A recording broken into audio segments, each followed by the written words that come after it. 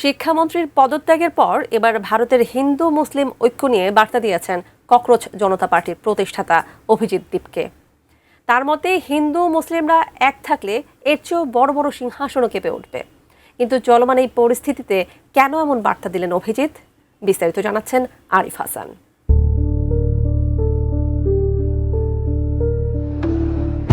এক মাসেরও বেশি সময় ধরে চলা শিক্ষার্থী আন্দোলনের মুখে ভারতের কেন্দ্রীয় শিক্ষামন্ত্রী ধর্মেন্দ্র প্রধানের পদত্যাগকে বড় রাজনৈতিক বিজয় হিসেবে দেখছেন আন্দোলনকারীরা। তবে এই বিজয়ের পর আন্দোলনের অন্যতম মুখ ককরোচ জনতা পার্টির প্রতিষ্ঠাতা অভিজিৎ দীপকের একটি বক্তব্য ঘিরে শুরু হয়েছে নতুন আলোচনা। দিল্লির যন্তর মন্তরে আন্দোলনকারীদের উদ্দেশ্যে দেওয়া বক্তব্যে অভিজিৎ দীপকে বলেন, ভারতের মানুষ যদি ধর্মীয় বিভাজনের ঊর্ধ্বে উঠে কেবল জনস্বার্থের ইস্যুতে ঐক্যবদ্ধ হয় তাহলে আরও বড় রাজনৈতিক পরিবর্তন সম্ভব। তার ভাষায়, ভারতে যদি কোনো হিন্দু মুসলিম রাজনীতি না থাকে এবং শুধুমাত্র ইস্যুভিত্তিক রাজনীতি হয় তাহলে বড় বড় সিংহাসনও কেঁপে যাবে। যখন আমরা হিন্দু মুসলিম রাজনীতির ঊর্ধ্বে উঠে প্রকৃত ইস্যু নিয়ে কথা বলবো তখন সেটি দেশের জন্য মঙ্গল বয়ে আনবে।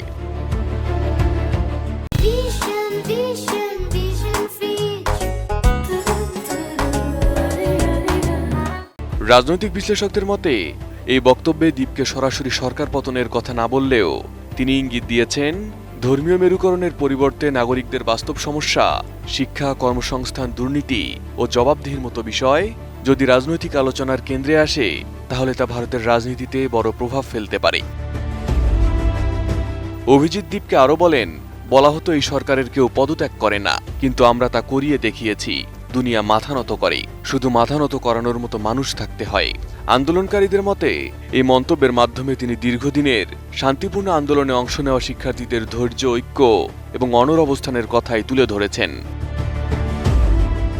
ভারতের সবচেয়ে প্রতিযোগিতামূলক পরীক্ষাগুলোর একটি নিটের প্রশ্ন ফাঁসের অভিযোগ থেকেই এই আন্দোলনের সূচনা হয়। লাখো শিক্ষার্থীর ভবিষ্যৎ নিয়ে অনিশ্চয়তা তৈরি হওয়ার পর দেশ জুড়ে ক্ষোভ ছড়িয়ে পড়ে। সেই ক্ষোভই শেষ পর্যন্ত শিক্ষামন্ত্রীর পদত্যাগের মধ্য দিয়ে একটি গুরুত্বপূর্ণ রাজনৈতিক পরিণতিতে পৌঁছায়। শুধু শিক্ষামন্ত্রীর পদত্যাগই নয়, বিজেপি সরকার বাধ্য হয়েছে শিক্ষার্থীদের দাবিগুলো মেনে নিতে, যার ফলে দীর্ঘদিন ধরে চলা আন্দোলনের সমাপ্তি ঘোষণা করেছে ককরোচ জনতা পার্টি। মূলত প্রধানমন্ত্রী নরেন্দ্র মোদীর নেতৃত্বাধীন বিজেপি সরকার টানা ৩ মেয়াদ ধরে ক্ষমতায় রয়েছে। এই সময় ধর্মীয় মেরুকরণ, সংখ্যালঘু সম্প্রদায়ের নিরাপত্তা, উগ্র হিন্দুত্ববাদের উত্থান এবং সামাজিক সম্প্রীতি নিয়ে ব্যাপক সমালোচনা রয়েছে। অন্যদিকে বিজেপি সরকার বরাবরই এসব অভিযোগ প্রত্যাখ্যান করে আসছে।